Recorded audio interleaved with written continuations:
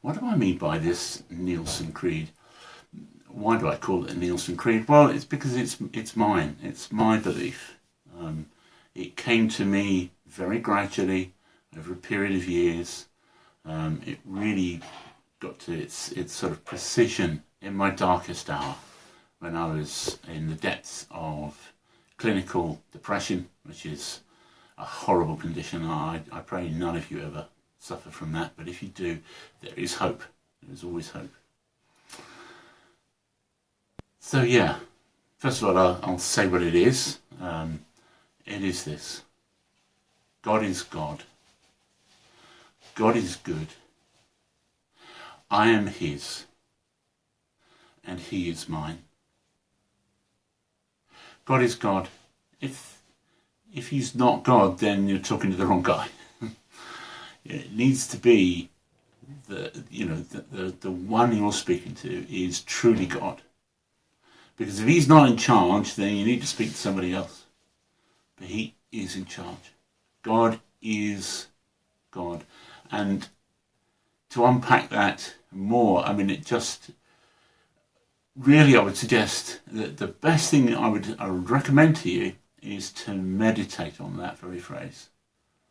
God is God. It's only 3 words, and it's,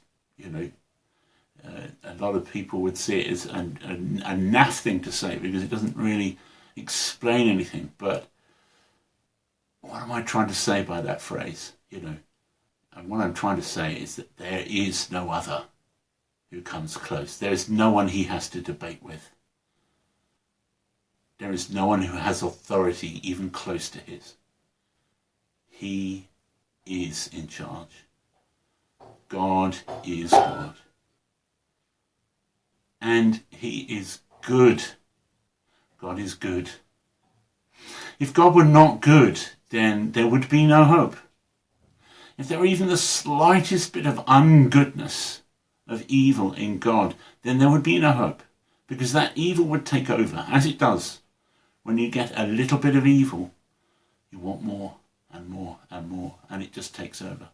And we see this in the world, and that would be the case for God. And so it's so important to hold on to these things, because life throws us many challenges. In my case, it was clinical depression, where frankly I didn't want to breathe. Breathing itself was an effort all of a sudden.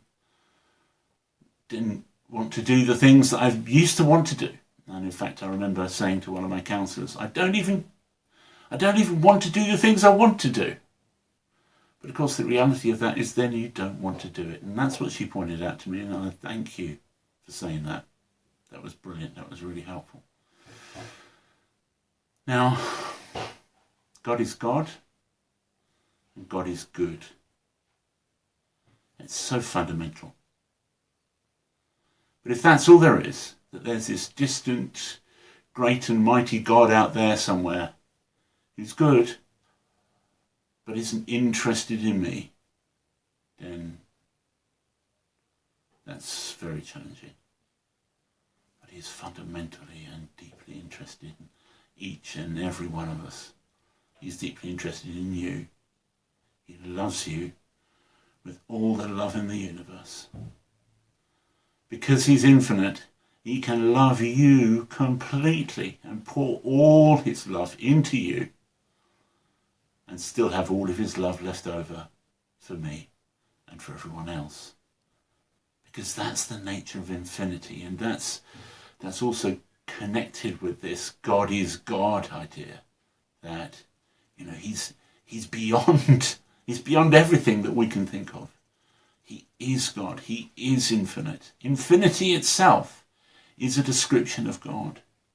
It's interesting to me that mathematicians who deal with that area where they're talking about infinite things find it impossible to actually get their head around that concept of infinity. And I actually believe that is because nothing in this universe is in fact infinite.